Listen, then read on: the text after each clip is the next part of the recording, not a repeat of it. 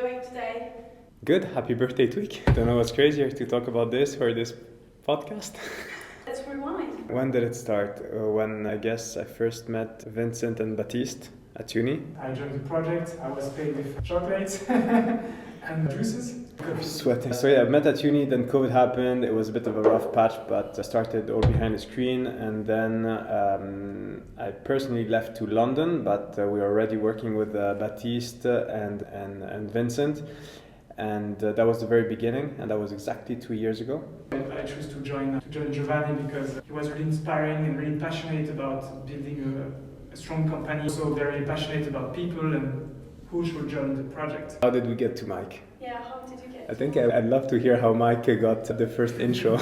I get a message from actually one of our development partners, and he told me, "Are you looking for a job?" And I said, "No, I'm not looking for a job."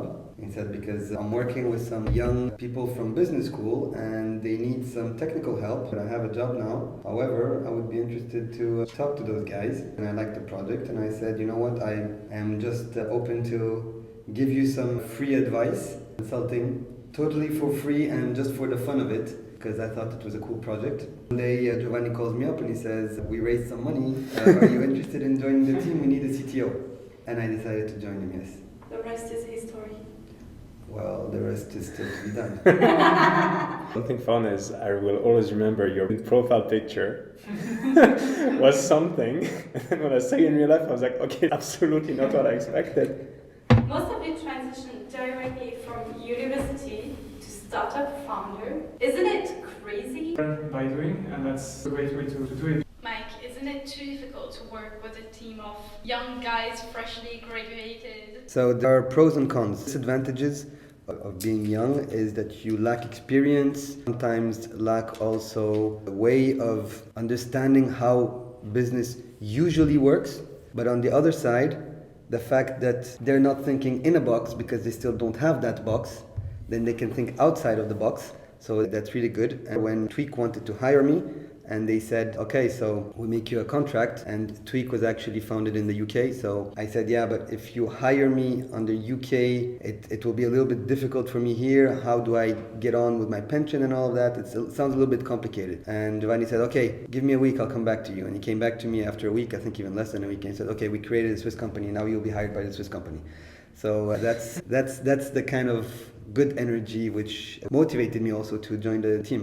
Thinking differently, finding ways of doing it, that's really nice. And what happened after you raised funds? It's a different level. Things get really real. At the beginning, we were 3 out of uni.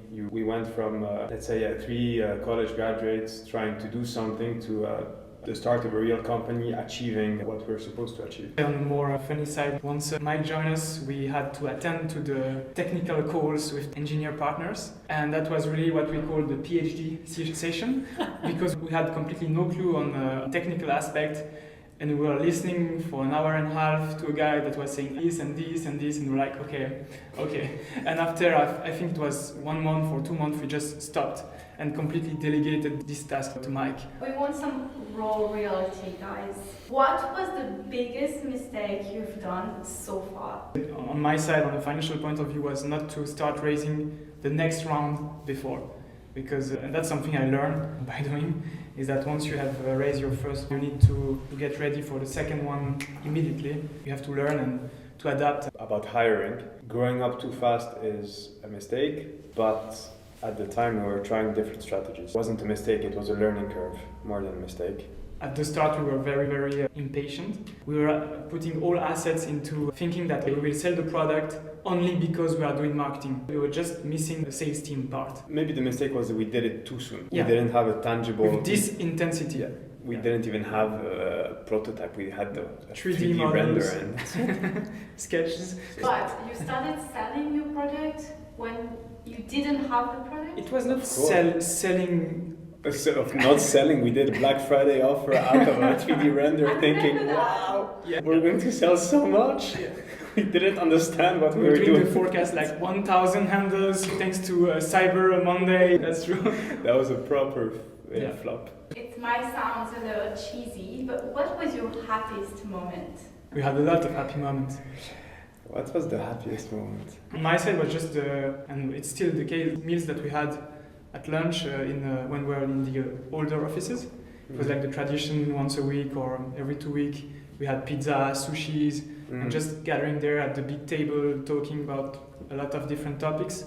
That was really, and still are, a very happy moment on my side. For me, I would say it's when we moved into this office and we created our co-working. We started to get people that started to rent whatever, a table in the co-working or an office, to start building up everything here. I think that was a very nice moment. It's really nice to see that we are creating something, building something. People are coming in, almost like a community. And what's the most difficult aspect of being a startup founder? Every day is challenging. Yeah, every day is challenging. You have insecurity, maybe some period. I would say it's one aspect that is challenging in a way is that you have to do a lot of different things at the same time. So your brain is constantly thinking at different topics at the same time, and that's maybe one of the challenging aspects of the job. But it's not difficult. It's just you have to think in a holistic way, where you have to think at everything at the same time. For me, there is the ups and downs. Yeah.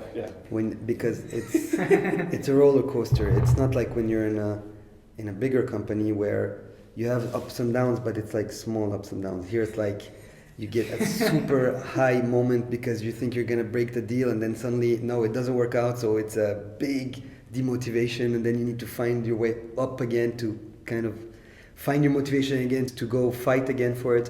But I think those ups and downs are very challenging. Emotionally, in a week, completely you can be at your top on Monday and at your lowest in Friday. Remember our Black Friday? I remember, yeah. The famous Black Friday when everything crumbled. It seemed we are completely going into the wall. I remember I was in London, I think, yeah. Just found out a big, problematic with the logistics, was it? Yeah. Yeah. And we were completely off. And we were like, shit, what do we do?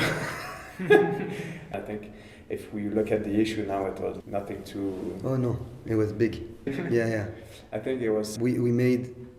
We thought we made a big mistake in our shipping costs, which would actually completely destroy our business model.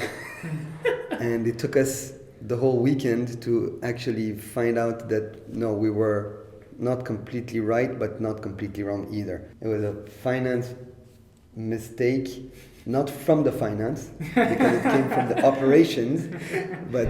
He's not here, he can't know. It was a mistake of calculating the shipping costs from the operations, which questioned our whole business model. And that was, wow. I remember, and it wasn't the only thing, like everything came at the same time on that Friday.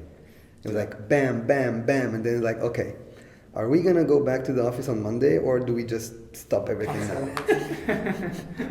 So what's for the third year of Tweaq? What's planned? Grow. big growth, scale up. Yeah. We have planned it, now we need to execute it. Yeah. So do you have a little word to say to everyone who watched the video? Stay tuned for the next one. Ciao. Bye. Thank you. Thank you. Time for lunch. Yeah, I was about to say the same thing. What you gonna eat? And check also if the sound is good.